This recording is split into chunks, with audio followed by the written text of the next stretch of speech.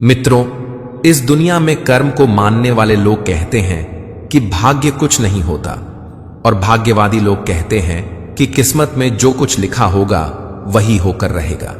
यानी इंसान कर्म और भाग्य इन दो बिंदुओं की धुरी पर घूमता रहता है और एक दिन इस जग को अलविदा कहकर चला जाता है। भाग्य और कर्म को अच्छे से समझने के लिए पुराणों में एक कहानी का उल्लेख मिलता है। भगवान श्री कृष्ण भगवत गीता में कहते हैं, मैं ना तो किसी के भाग्य का निर्माण करता हूं और ना ही किसी के कर्म फल का निर्माण करता हूं। मनुष्य अपने द्वारा किए कर्मों का ही फल भोगता है और उसी से उसके भाग्य का निर्माण होता है। मित्रों, एक बार देवर्षि नारद जी बैकुंठ धाम गए। वहां उन्होंने भगवान विष्णु को प्रणाम किया। नारद जी ने श्री हरि से कहा, प्रभु, पृथ्वी पर अब आपका प्रभाव कम हो रहा है। धर्म पर चलने वालों को कोई अच्छा फल नहीं मिल रहा, जो पाप कर रहे हैं उनका भला हो रहा है। तब श्री हरि ने कहा, ऐसा नहीं है देवर्षि, जो भी हो रहा है सब नियति के जरिए हो रहा है। नारद बोले, मैं तो देखकर आ रहा हूं, पापियों को अच्छा फल मिल रहा है और भला करने वाले, धर्म के रास्ते पर चलने वाले लोगों को बुरा फल मिल रहा है। भगवान ने कहा, कोई ऐसी घटना बताओ। नारद ने कहा, अभी मैं एक जंगल से आ रहा हूं। वहां एक गाय दलदल में फंसी हुई थी। कोई उसे बचाने वाला नहीं था। तभी एक चोर उधर से गुजरा। गाय को फंसा हुआ देखकर भी नहीं रुका।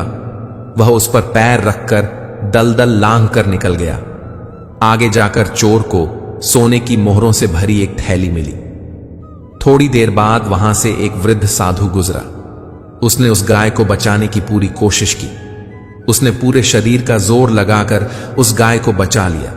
लेकिन प्रभु, मैंने देखा कि गाय को दलदल से निकालने के बाद वह साधु आगे गया तो वह एक गड्ढे में गिर गया। प्रभु, बताइए यह कौन सा न्याय है? नारद जी की बात सुन लेने के बाद प्रभु बोले, यह सही ही हुआ। जो चोर गाय पर पैर रखकर भाग गया था, उसकी किस्मत में तो एक खजाना था, लेकिन उसके इस पाप के कारण उसे केवल कुछ मोहरें ही मिली। वहीं उस साधु को गड्ढे में इसलिए गिरना पड़ा क्योंकि उसके भाग्य में मृत्यु लिखी थी, लेकिन गाय को बचाने के कारण उसके पुण्य बढ़ गए और उसकी मृत्यु एक छोटी सी चोट में बदल गई। मित्रों, इस कथा से यह सिद्ध होता है कि इंसान के कर्म से उसका भाग्य तय होता है। इंसान को कर्म करते रहना चाहिए, क्योंकि कर्म से भाग्य बदला जा सकता है। मित्रों, कर्मों का फल कब और कैसे मिलता है? क्या इस जन्म के कर्मों का फल इसी जन्म में मिलता है? यदि हां, तो पूर्व जन्म के कर्मों के फल का क्या होता है और पूर्व जन्म के कर्मों का फल किसे और कब मिलता है? नमस्कार प्रिय मित्रों, कर्म और फल मनुष्य के जीवन व्यतीत क्रियाओं के अनुसार होता है। हमारा पूर्व जन्म कब, कहां और कैसे था, शायद ही किसी को पता हो, क्योंकि जब इंसान जन्म लेता है तो वह एक शिशु के रूप में होता है और जब वह बड़ा होता है तो संसार के माया जाल में फंस जाता है। इंसान के कर्मों का फल उसके जीवन के आधार के अनुसार होता है। तो पुनर्जन्म क्या है और क्या हमारे कर्म जन्म से लेकर मौत तक हमारा अनुसरण करते हैं? गीता में भगवान श्री कृष्ण ने अर्जुन को यह बात समझाई थी कि लोगों को उसके कर्मों का फल हमेशा मिलता है।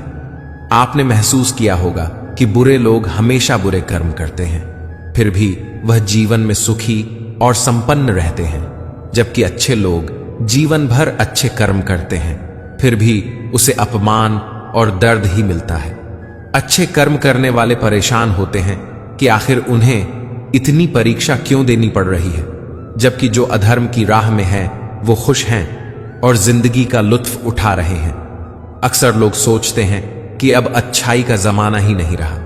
अगर आपके मन में भी ये सवाल आया है तो आज हम आपको इसका जवाब देंगे, और ये जवाब वो है जो भगवत गीता में लिखा है और श्री कृष्ण ने अर्जुन को दिया था।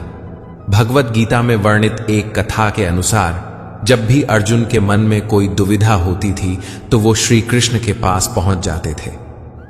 एक बार की बात है, अर्जुन ने भगवान श्री कृष्ण के समीप आकर कहा कि वो दुविधा में है और इसका जवाब वो श्री कृष्ण से चाहते हैं। श्री कृष्ण ने पूछा कि क्या सवाल है। अर्जुन ने कहा, मुझे ये जानना है कि अच्छे लोगों के साथ हमेशा बुरा ही क्यों होता है, वहीं बुरे लोग खुशहाल दिखते हैं। अर्जुन के मुंह से ऐसी बातें सुनकर श्री कृष्ण मुस्कुराए और कहा, हे अर्जुन, मनुष्य जैसा सोचता है और महसूस करता है वैसा कुछ नहीं होता है, बल्कि अज्ञानता की वजह से वो सच्चाई नहीं समझ पाता है। अर्जुन उनकी ये बात समझ नहीं पाए। इसके बाद श्री कृष्ण ने क्या कहा वो जानते हैं। कान्हा ने अर्जुन से कहा कि हे पार्थ, मैं तुम्हें एक कथा सुनाता हूं। उसे सुनकर तुम समझ जाओगे कि हर प्राणी को उसके कर्मों के हिसाब से ही फल मिलता है। प्रकृति हर किसी को अपनी राह चुनने का मौका देती है। अब वो मनुष्य की इच्छा पर निर्भर करता है कि उसे धर्म की राह चुननी है या अधर्म की। कथा शुरू करते हुए श्री कृष्ण ने कहा, एक नगर में दो पुरुष रहा करते थे। एक पुरुष व्यापारी था जिसके जीवन में धर्म की बहुत महत्ता थी। वो पूजा पाठ में यकीन रखता था।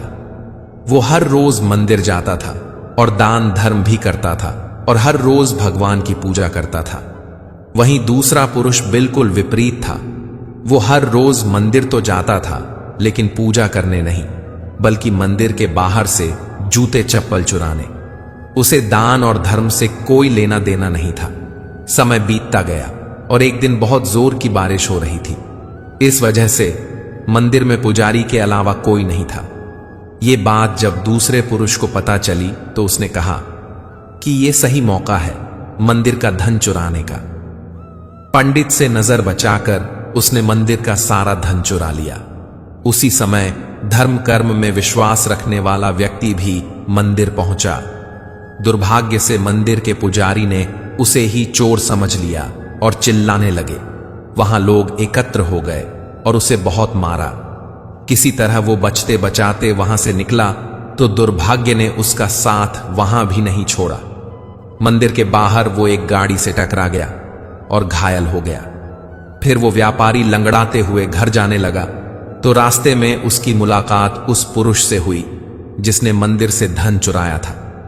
उस चोर पुरुष ने कहा, आज तो मेरी किस्मत चमक गई, एक साथ इतना सारा धन मिल गया। ये सब देखकर भले पुरुष को बहुत बुरा लगा और उसने अपने घर से भगवान की सारी तस्वीरें निकाल दी। कुछ सालों बाद दोनों ही पुरुषों की मृत्यु हो गई। मरने के बाद जब दोनों यमराज की सभा में पहुंचे और भले पुरुष ने दूसरे व्यक्ति को देखा तो उसे बहुत गुस्सा आया। उसने क्रोधित होकर यमराज से पूछ ही लिया कि मैं तो हमेशा अच्छे कर्म करता था, दान धर्म में विश्वास रखता था, उसके बदले जीवन भर मुझे अपमान और दर्द ही मिला और इस व्यक्ति को नोटों से भरी पोटली। आखिर ऐसा भेदभाव क्यों? इस पर यमराज ने कहा, पुत्र, तुम गलत समझ रहे हो। जिस दिन तुम्हारी गाड़ी से टक्कर हुई थी वो दिन तुम्हारे जीवन का आखिरी दिन था, परंतु तुम्हारे अच्छे कर्मों की वजह से तुम्हारी मौत सिर्फ एक छोटी सी चोट में बदल गई। तुम इस दुष्ट व्यक्ति के बारे में जानना चाहते हो। दरअसल इसके भाग्य में राजयोग था, मगर इसके कुकर्मों और अधर्म की वजह से वो सिर्फ एक छोटी सी धन की पोटली में बदल गया। कथा सुनाने के बाद श्री कृष्ण अर्जुन से कहते हैं, पार्थ, क्या अब तुम्हें तुम्हारे सवाल का जवाब मिल गया? ऐसा सोचना कि भगवान तुम्हारे कर्मों को नजरअंदाज कर रहे हैं, यह बिल्कुल भी सत्य नहीं है।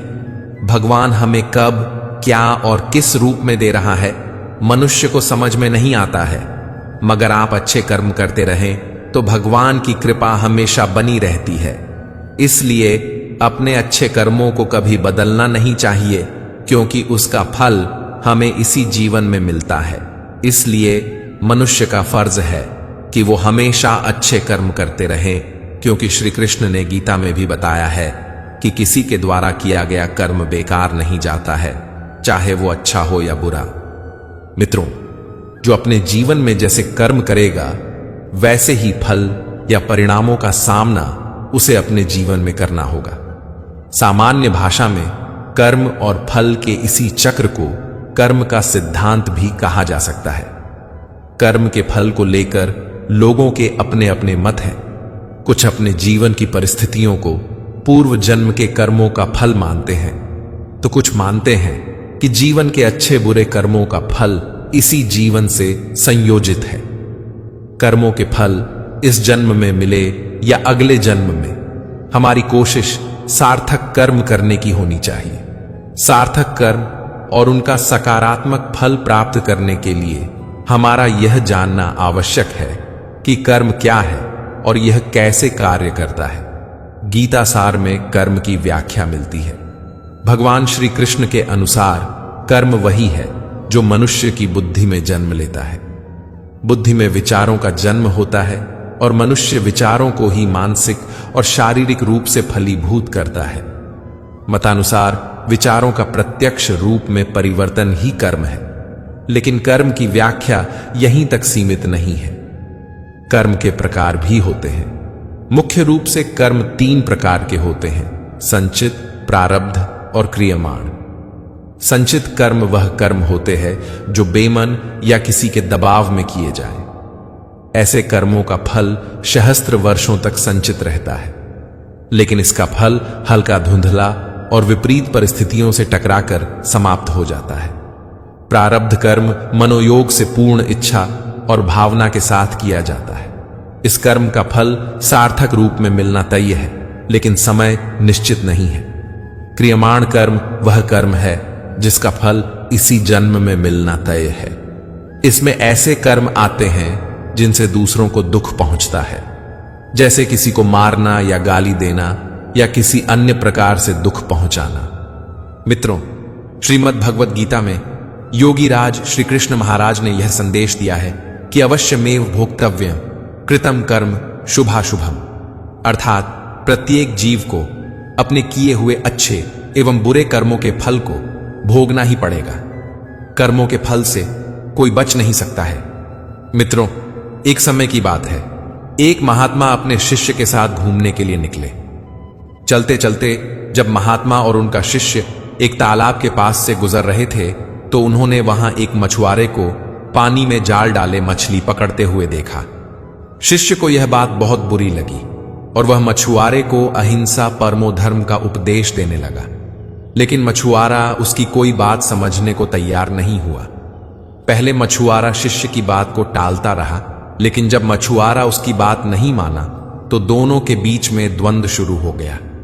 जब दोनों आपस में बहस कर रहे थे तो महात्मा आगे निकल गया था, लेकिन जब महात्मा ने दोनों को आपस में विवाद करते हुए देखा तो वह वापस लौटे और शिष्य को अपने साथ चलने के लिए कहा, और शिष्य का हाथ पकड़कर महात्मा उसको अपने साथ ले गए।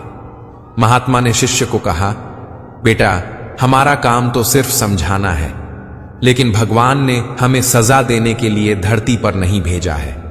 शिष्य ने कहा, गुरुजी, हमारे राजा को इस तरह के लोगों के बारे में पता है जो इस तरह के बुरे कार्य करते हैं, और ना ही वह इनको दंड देते हैं और ना ही कोई सजा। आखिर इस तरह के लोगों को सजा कौन देगा? शिष्य की बात सुनकर महात्मा ने कहा कि बेटा, तुम परेशान मत हो, इनको सजा देने वाली भी एक अलौकिक शक्ति इस दुनिया में मौजूद है जो सब कुछ जानती है। भगवान की नजर सबके ऊपर है और वह सबके कर्मों का हिसाब रखते हैं। इसलिए तुम अभी चलो, तुम्हारा उससे बहस करने का कोई फायदा नहीं है। शिष्य गुरु जी की बात सुनकर संतुष्ट हो गया और उनके साथ चल दिया। इस बात को बीते हुए 2 वर्ष का समय निकल चुका था। एक दिन महात्मा और उनका शिष्य फिर उसी नदी के पास से गुजर रहे थे।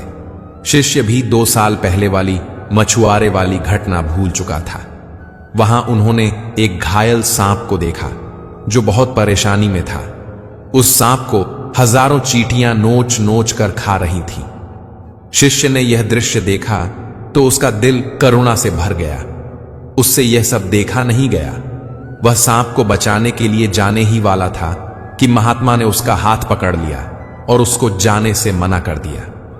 शिष्य ने गुरु से पूछा, आप मुझे सांप को बचाने के लिए क्यों नहीं जाने दे रहे? महात्मा ने कहा, इस सांप को अपने कर्मों का फल भोगने दो। अगर तुमने इसको बचाने की कोशिश की तो इस बेचारे को अगले जन्म में फिर यह दुख भोगने पड़ेंगे। क्योंकि कर्म का फल सभी को भोगना पड़ता है। शिष्य ने महात्मा से पूछा कि गुरुजी, इसने ऐसा कौन सा कर्म किया है जो यह इतना भयंकर कष्ट भोग रहा है? महात्मा ने कहा कि यह वही मछुआरा है जिसको तुमने 2 साल पहले मछलियों का ना मारने का उपदेश दिया था और वह तुम्हारे साथ बहस करने के लिए तैयार हो गया था। वह मछलियां ही यह चींटियां हैं जो इसको नोच नोच कर खा रही हैं। शिष्य महात्मा की बात सुनकर हैरान हो गया और उसने महात्मा से पूछा कि गुरुजी, यह तो बहुत ही अजीब सा न्याय है। महात्मा ने कहा, बेटा, इस दुनिया में स्वर्ग और नरक के सारे दृश्य मौजूद हैं। तुम्हें इस धरती पर हर जगह ईश्वर के न्याय के नमूने देखने को मिल सकते हैं। इसलिए अपने कर्म को हमेशा याद रखना चाहिए, क्योंकि सच यही है, जो हम करेंगे वह एक दिन हमें भोगना ही पड़ेगा। महात्मा ने कहा कि हमारे जीवन का हर पल बहुत ही कीमती है, इसलिए इस जीवन को बुरे कर्म करके बर्बाद नहीं करना चाहिए। शिष्य को गुरुजी की बात समझ में आ गई। मित्रों, यदि हम अपने जीवन में बहुत ज्यादा अच्छे कर्म करते हैं तो उसी के फल स्वरूप भगवान हमारे साथ न्याय करेंगे। इसलिए हमें जीवन में हमेशा अच्छे कर्म करने चाहिए। मित्रों, कर्म के फल से तो स्वयं भगवान विष्णु भी नहीं बच पाए। भगवान विष्णु के अवतार भगवान राम जब माता सीता की खोज में दर दर भटक रहे थे, तब उनकी भेंट सुग्रीव से हुई थी। सुग्रीव, जिन्हें उनके ही ज्येष्ठ भ्राता बाली ने राज्य से बेदखल कर उनकी पत्नी पर अधिकार कर लिया था। तब भगवान राम ने सुग्रीव की सहायता करते हुए बाली को छिपकर तीर मारा था, जिससे बाली की मृत्यु हो गई थी। भगवान राम ने बाली को पेड़ के पीछे छिपकर तीर इसलिए मारा क्योंकि बाली को वरदान प्राप्त था कि जो भी उसके सामने आएगा उसका आधा बल बाली को प्राप्त हो जाएगा। यह घटना है त्रेता युग की। युग समाप्त होने पर भगवान राम अपने लोक चले गए। इनके साथ ही भगवान के साथ उनके कर्मों का फल भी साथ चला गया। द्वापर युग में जब भगवान विष्णु ने श्री कृष्ण के रूप में अवतार धारण किया तो पूर्व जन्म के कर्मों का फल भी उन्हें भोगना पड़ा। महाभारत युद्ध के बाद जब भगवान श्री कृष्ण समस्त परिवार के साथ द्वारका में बस गए, तब कौरवों की माता गांधारी के शाप के कारण यदुवंश समाप्ति की तरफ बढ़ने लगा। आपसी कलह और संहार के बीच यदुवंश में गिनती के लोग बचे। ऐसे में एक दिन श्री कृष्ण के बड़े भाई बलराम जी, जिन्हें शेषनाग का अवतार माना जाता है, समुद्र के तट पर ध्यान मग्न समाधि लेकर बैठ गए। विष्णु पुराण के अनुसार उस समय बलराम जी के शरीर से एक विशाल सर्प प्रकट हुआ और वह सागर में प्रवेश कर गया। इस तरह बलराम जी बैकुंठ लौट गए। दाऊजी के बैकुंठ लौट जाने के बाद एक दिन श्री कृष्ण एक पेड़ के नीचे लेटे थे। उस समय जरा नामक एक बहेलिया, जो हिरण के शिकार के लिए भटक रहा था, उसे दूर से श्री कृष्ण का पैर हिरण की आंखों की तरह दिखा। उसने तीर चला दिया। तीर लगते ही वह दौड़कर वहां पहुंचा, लेकिन हिरण की जगह श्री कृष्ण को घायल अवस्था में पाया। कुछ धार्मिक मान्यताएं हैं कि जरा नामक बहेलिया ही त्रेता युग में बाली था, जिसने अपने पिछले जन्म में धोखे से प्रहार करने वाले श्री राम से इस जन्म में बदला लिया। वहीं दूसरी मान्यता है कि हर व्यक्ति को अपने कर्म का फल अगले जन्म में भोगना होता है, इसलिए श्री राम ने अपने कर्म का फल श्री कृष्ण के रूप में भोगा। मित्रों, पूर्व काल में मगध नाम का एक देश था, जिसकी राजधानी पाटलिपुत्र थी। उसी राजधानी में श्याम नाम का एक अनाथ बच्चा रहता था। उसके माता पिता बचपन में ही चल बसे थे। उसका इस संसार में कोई नहीं था। वह वहां के अनाथ आश्रम में ही रहता था और पढ़ाई भी करता था। वह पढ़ने में मेधावी था। पढ़ाई खत्म करने के बाद सेना में उसकी नौकरी हो गई। उसने अभी तक शादी भी नहीं की थी। इस वजह से उसे जितनी सैलरी मिलती थी, लगभग वह सब बच जाता था। सैनिकों के छावनी में जहां खाना बनता था, वहां सूरजमल नामक एक सेठ आता था, जो उसी छावनी में खाने के सामान का सप्लाई करता था। दोनों को एक दूसरे को जानते पहचानते बहुत दिन हो गए। एक दिन सूरजमल ने श्याम से कहा कि तुम्हारे तो सारे पैसे बच ही जाते हैं, तो दोस्ती के नाते तुम अपना पैसा मुझे दे दो ताकि मैं अपने व्यापार को बड़ा कर सकूं, और जब तुम्हें पैसों की जरूरत होगी तो मैं तुम्हें वापस कर दूंगा। श्याम ने कहा, आप पैसा वापस करोगे इसकी क्या गारंटी है? सेठ ने कहा, मैं कसम खाकर कहता हूं, धोखा नहीं दूंगा। श्याम ने कहा, सेठ जी, लोग तो पैसे के लिए क्या क्या कर देते हैं, पर कोई नहीं, चलिए मैं आपकी बात को मान लेता हूं, कम से कम आपका तो भला हो जाए। सेठ ने गले लगाकर श्याम को धन्यवाद कहा। पैसा लेने के बाद सेठ जब भी आता श्याम को बहुत बहुत धन्यवाद देता। सेठ का व्यापार श्याम के पैसों से बहुत बढ़ रहा था। आमदनी दिन दुगनी रात चौगुनी हो रही थी। आमदनी बढ़ने के साथ अब सेठ की नीयत में बेईमानी आ चुकी थी। पैसा ना लौटाना पड़े, वह अब उसका बहाना ढूंढता रहता। इसी बीच देश की सीमा पर पड़ोसी देश के साथ युद्ध शुरू हो गया और श्याम को भी जाना पड़ा। जहां युद्ध हो रहा था वो इलाका काफी दुर्गम था। वहां पहुंचने का एकमात्र रास्ता घोड़े से पहुंचने का था। श्याम एक कुशल घुड़सवार था, परंतु उसे जो घोड़ी मिली वो बिगड़ैल थी। घोड़ी के पीठ पर बैठते ही वह सरपट दौड़ने लगी। श्याम उसे काबू में करने की जितनी कोशिश करता वो अपनी गति और तेज करती जाती। श्याम ने पूरी ताकत से लगाम खींचा। घोड़ी का मुंह कट चुका था, पर पता नहीं आज ये बिगड़ैल घोड़ी कुछ भी सुनने को राजी नहीं थी। घोड़ी दौड़ते दौड़ते दुश्मन के खेमे के सामने जाकर खड़ी हो गई। श्याम को संभलने का जरा भी मौका नहीं मिला और दुश्मनों ने घेर कर श्याम को मार डाला। अगले दिन सेठ सूरजमल जब सैनिकों के छावनी में गया तो उसे वहां पता चला कि श्याम युद्ध में वीर गति को प्राप्त हुआ। छावनी से बाहर आते ही सेठ खुशी से झूम उठा। उसने सोचा, चलो अब पैसा वापस नहीं करना पड़ेगा। सेठ का व्यापार दिन दोगुनी रात चौगुनी तरक्की कर रहा था। कुछ दिनों के बाद सेठ की पत्नी मां बनी और सेठ एक सुंदर बच्चे का पिता बना। सेठ के जीवन का यह सबसे बेहतरीन समय चल रहा था। धीरे धीरे समय बीतता गया। सेठ का बेटा मोहन, जो अब बड़ा हो गया था और अब विवाह योग्य हो चुका था, अच्छे घर की सुंदर सुशील कन्या देखकर सेठ ने अपने बेटे मोहन की शादी कर दी। मोहन की शादी हुए मुश्किल से 2 महीने हुए थे। मोहन सड़क पार कर रहा था, उसे चक्कर आया और गिर गया। लोग उसे उठाकर वैद्य जी के यहां ले गए। वैद्य ने कहा कि इसे एक बहुत बड़ी बीमारी ने जकड़ लिया है, बहुत पैसे खर्च होंगे।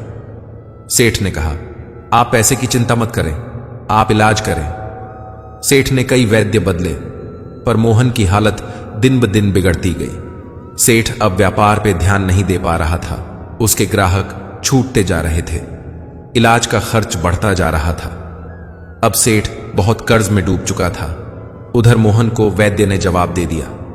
सेठ अब किसी चमत्कार की आशा में बैठा था। चमत्कार तो नहीं हुआ, परंतु मोहन अब इस दुनिया में नहीं रहा। महीनों जिंदगी की जंग लड़ने के बाद मोहन अब अपने प्राण त्याग चुका था। सेठ के घर में हाहाकार मच गया। सेठ, सेठानी, मोहन की पत्नी सब विलाप कर रहे थे। यहां तक कि घर के नौकरों का भी रो रो कर बुरा हाल था। संयोग से एक साधु उधर से गुजर रहे थे। उन्होंने करुण क्रंदन सुना तो रुक गए। वहां जाकर उन्होंने कहा कि रोने से कुछ नहीं होगा, जो होना था वो हो गया। सेठ गुस्से में बोला, मेरे साथ ही क्यों? साधु ने कहा, सब कर्म का फल है, यहीं चुकाकर जाना होता है। आज बहुत रो रहे हो, कल तो तुम बहुत हंस रहे थे।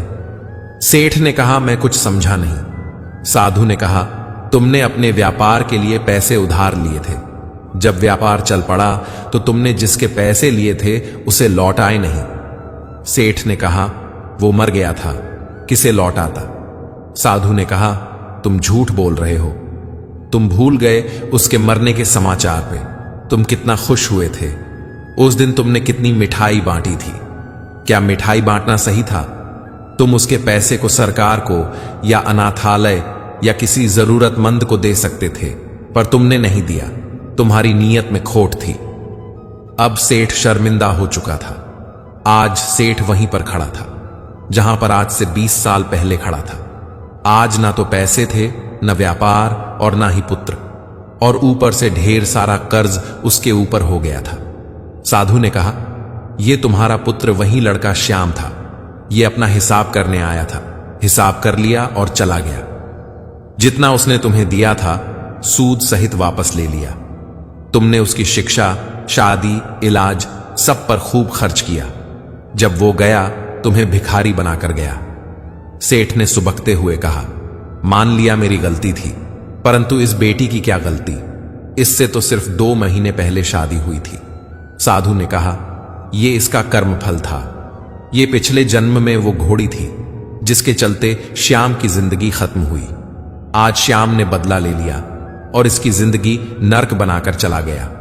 मित्रों, जीवन में कुछ भी बिना कारण नहीं हो रहा है। हो सकता है बीज आपने बहुत पहले लगाया हो और आप भूल गए हो।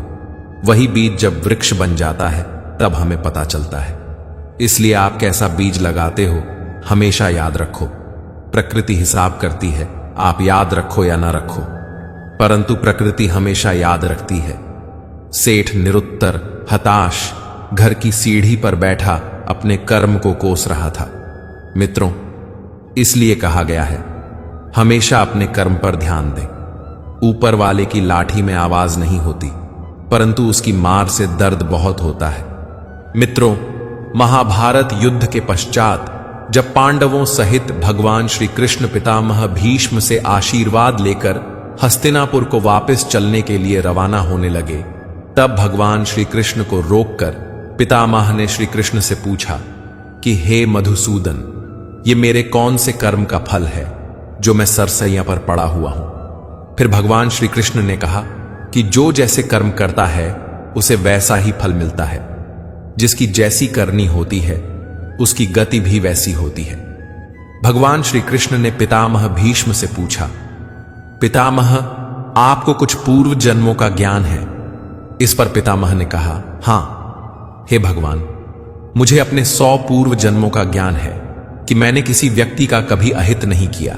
इस पर श्री कृष्ण मुस्कुराए और बोले, पितामह, आपने ठीक कहा कि आपने कभी किसी को कष्ट नहीं दिया, लेकिन 101वें पूर्व जन्म में आज की तरह तुमने तब भी राजवंश में जन्म लिया था और अपने पुण्य कर्मों से बार बार राजवंश में जन्म लेते रहे।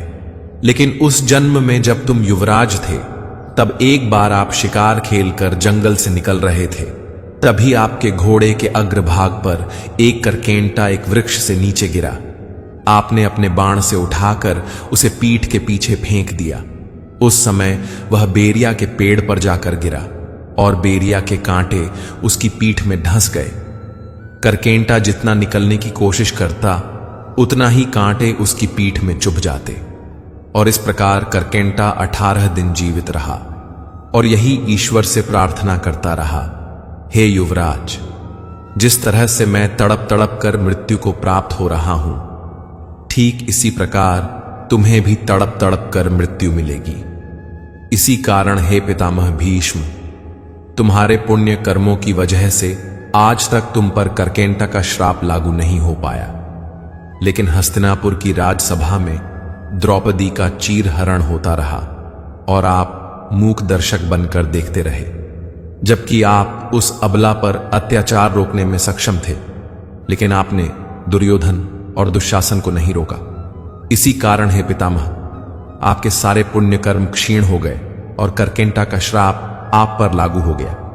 हे पितामह, प्रत्येक मनुष्य को अपने कर्मों का फल कभी न कभी तो भोगना ही पड़ेगा। जो जैसा कर्म करता है उसे वैसा ही फल प्राप्त होता है। हमारे द्वारा किए गए कर्मों का फल हमें आगे चलकर भुगतना ही पड़ता है। पृथ्वी पर निवास करने वाले प्रत्येक प्राणी व जीव जंतु को भी भोगना पड़ता है और कर्मों के अनुसार ही जन्म होता है। मित्रों, क्या अनजाने में किए गए कर्म का फल भी मिलता है? अक्सर हमारे दिमाग में एक सवाल आता है कि हमने जीवन में ऐसा कोई पाप नहीं किया जिसके कारण हमें कष्ट मिले, फिर भी हमें इतना दुख क्यों मिल रहा है? मित्रों, कर्म फल के इस सिद्धांत को समझने के लिए हम आपको एक छोटी सी कहानी सुनाते हैं। यह कहानी बताती है कि कैसे एक बुरे कर्म का फल उस महिला को मिला जिसका इस कर्म से कोई लेना देना ही नहीं था। मित्रों, एक बार की बात है, एक दूर देश में एक संपन्न राजा हुआ करता था। उस राजा ने एक दिन 11 ब्राह्मणों को ब्रह्म भोज पर बुलाया। सभी ब्राह्मण महल के आंगन में भोज के लिए इकट्ठा हो गए। इस आंगन में रसोइये ने भी अपनी रसोई लगाई हुई थी। रसोइया भोजन बना ही रहा था कि ऊपर से एक चील अपने पंजे में एक सांप को दबा कर ले जा रही थी। सांप बेचारा आत्मरक्षा की सोच रहा था, चील अपने शिकार को खाने का सोच रही थी। रसोइया भोजन अच्छा बनने के बारे में सोच रहा था और राजा ब्राह्मणों के आने से अति प्रसन्न था। तभी अचानक सांप ने आत्मरक्षा में अपने फन से जहर निकाला। सांप का जहर चील से बचने के लिए था, लेकिन उस वक्त वो ठीक रसोइये की बड़ी सी कढ़ाई के ऊपर ही था और जहर का कुछ हिस्सा उस कढ़ाई में पक रहे खाने में मिल गया। इस जहर का किसी को कुछ नहीं पता था, इसीलिए राजा ने भोज में ये खाना परोसवा दिया। ब्राह्मणों ने जैसे ही खाना खाया, उन सभी की मौत हो गई। राजा ब्रह्म हत्या के कारण बहुत दुखी हुआ। वह रसोइया भी समझ नहीं पाया कि आखिर क्या हुआ। ये सारी परिस्थिति देखकर यमराज बड़े कंफ्यूज हो गए। उनके लिए फैसला करना मुश्किल हो गया कि इस पाप कर्म का फल किसे मिलना चाहिए। वो राजा जिसको पता ही नहीं था कि खाना जहरीला है, वो रसोइया जिसने खाना पकाया था लेकिन खाने में जहर नहीं मिलाया, वह सांप जिसने आत्मरक्षा में जहर उगला था, या वो चील जो राजा के आंगन से गुजर रही थी। यमराज के लिए फैसला लेना बहुत ही ज्यादा मुश्किल हो गया था कि इस पाप कर्म का फल किसे मिलना चाहिए। महीनों बीत गए, लेकिन यमराज इस पाप कर्म का फैसला नहीं कर पाए। तभी अचानक एक दिन उस राज्य से कुछ ब्राह्मण गुजरे। ब्राह्मणों ने रास्ते में एक महिला से राजा के महल जाने का रास्ता पूछा, तो महिला ने रास्ता बताते बताते ये भी कह दिया कि राजा ने तो पिछले वाले ब्राह्मणों को जहर देकर मार दिया था, आप लोग सोच समझ कर वहां जाइए। बस जिस पल उस महिला ने ये शब्द अपने मुंह से निकाले, उसी समय यमराज ने फैसला कर लिया कि उन मृत ब्राह्मणों की मृत्यु के पाप का फल इस महिला के खाते में जाएगा और इसे उस पाप का फल भुगतना होगा। यमराज के साथ मौजूद दूतों को समझ ही नहीं आया कि जो महिला उस घटना के समय वहां मौजूद भी नहीं थी, उसको कर्मफल क्यों मिलेगा। तब यमराज ने कहा कि देखो, जब कोई व्यक्ति पाप करता है तब उसे बहुत आनंद मिलता है, पर उन मृत ब्राह्मणों की हत्या से ना तो राजा को आनंद मिला, ना ही उस रसोइये को, ना ही उस सांप को आनंद मिला और ना ही उस चील को आनंद मिला, पर उस पाप कर्म की घटना को बुराई करने के भाव से बखान कर उस महिला को जरूर आनंद मिला। इसलिए उस अनजाने पाप कर्म का फल अब इस महिला के खाते में जाएगा। मित्रों, अब आप सोचिए कि जब जब हम रस लेकर किसी की बुराई करते हैं तो कैसे अपने ऊपर पापों के कर्म चढ़ाते जाते हैं। जितना मजा लेकर हम बुराई करते हैं, उतने ही पापी बनते जाते हैं। इसीलिए मित्रों, हर कर्म को करने से पहले अच्छे से सोच विचार कर लीजिए, चाहे वो कर्म मन से किया गया हो या वाणी से किया गया हो या फिर शरीर से किया गया हो। मित्रों, पुराणों और उपनिषदों में बार बार यह बात कही गई है कि मनुष्य का जीवन केवल उसके भाग्य से नहीं चलता, बल्कि उसके कर्म ही उसके भाग्य का निर्माण करते हैं। यह कथा सत्यकेतु नामक एक साधारण ब्राह्मण बालक की है, जो जन्म के समय ही शापित था, लेकिन अपने सत्कर्मों और निष्ठा के बल पर उसने न केवल अपने भाग्य को बदला, बल्कि वह परम पद को प्राप्त हुआ। यह कथा धार्मिक, दार्शनिक और सामाजिक संदेशों से परिपूर्ण है। बहुत समय पहले की बात है। हिमालय की तराई में स्थित किन्नरियापुरी नामक एक तपोभूमि पर महर्षि वसुश्रवा का आश्रम था। एक दिन वहां उनके शिष्य शार्ग्व और उसकी पत्नी को पुत्र रत्न की प्राप्ति हुई। बालक का नाम रखा गया सत्यकेतु।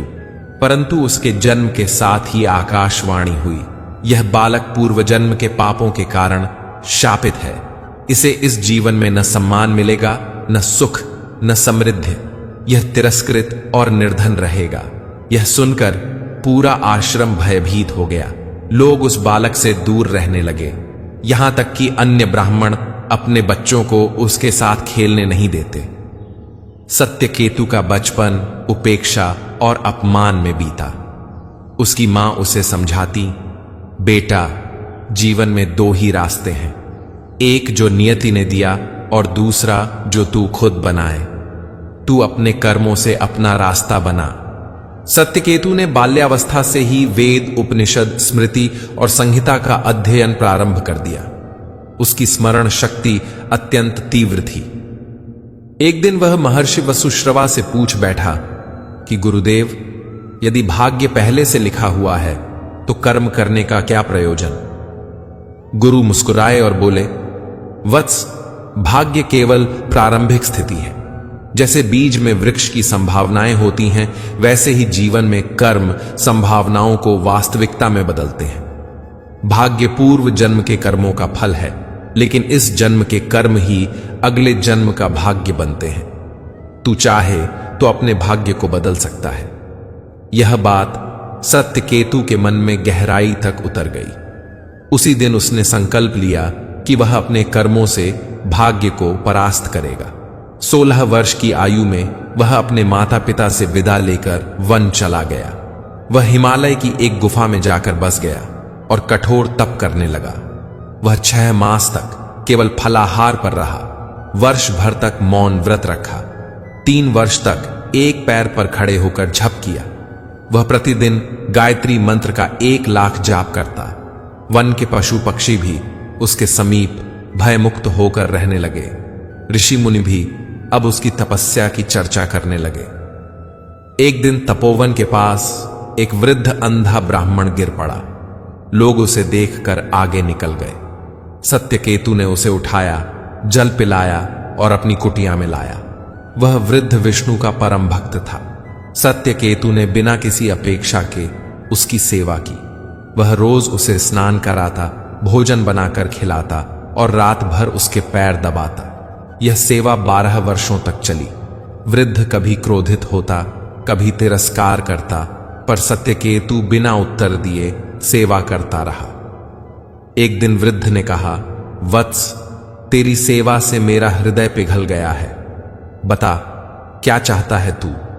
सत्यकेतु ने सिर झुकाकर कहा, भगवन, मुझे केवल यह आशीर्वाद दें कि मेरे कर्म कभी अधर्म के पथ पर न जाएं।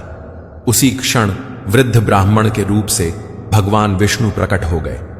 चतुर्भुज स्वरूप, सुदर्शन चक्र, पीतांबर धारण किए, करुणा से भरपूर दृष्टि। भगवान बोले, हे सत्यकेतु, तू पूर्व जन्म में मालव देश का राजा था। तूने एक ऋषि के यज्ञ में बाधा डाली थी। उसी ऋषि के श्राप से तू इस जन्म में अपमानित और निर्धन हुआ, पर तेरे तप और सेवा ने वह श्राप नष्ट कर दिया। अब तू भाग्य के बंधन से मुक्त है। तेरा जीवन अब तेरे कर्मों से निर्माण होगा, न कि पूर्व जन्म के पापों से। सत्यकेतु ने पूछा, प्रभु, क्या मेरा जीवन अब केवल सौभाग्य से भरा रहेगा? भगवान विष्णु बोले, सौभाग्य तेरा नहीं, तेरे कर्मों का फल होगा। स्मरण रखना, जो जैसा करता है वैसा ही पाता है। कुछ वर्षों बाद निकटवर्ती राज्य शुचिपुर के राजा की मृत्यु हो गई। कोई उत्तराधिकारी नहीं था। राज्य में अराजकता फैल गई। ऋषियों की सलाह पर सत्यकेतु को राज्य का दायित्व सौंपा गया। आरंभ में सत्यकेतु ने अस्वीकार किया, परंतु जब प्रजा रोने लगी तो उसने दायित्व स्वीकार किया। राजा बनने के बाद भी सत्यकेतु का जीवन वैसा ही रहा। वह प्रातः काल मंदिर में भगवान विष्णु की आरती करता, फिर गरीबों को अन्न वस्त्र बांटता, न्यायालय में बिना भेदभाव के निर्णय करता। उसने हर गांव में पाठशाला, गौशाला और चिकित्सा केंद्र खुलवाए। शनिदेव ने सोचा, सत्यकेतु का भाग्य तो बदल गया, पर क्या वह मेरी दृष्टि से भी अछूता है?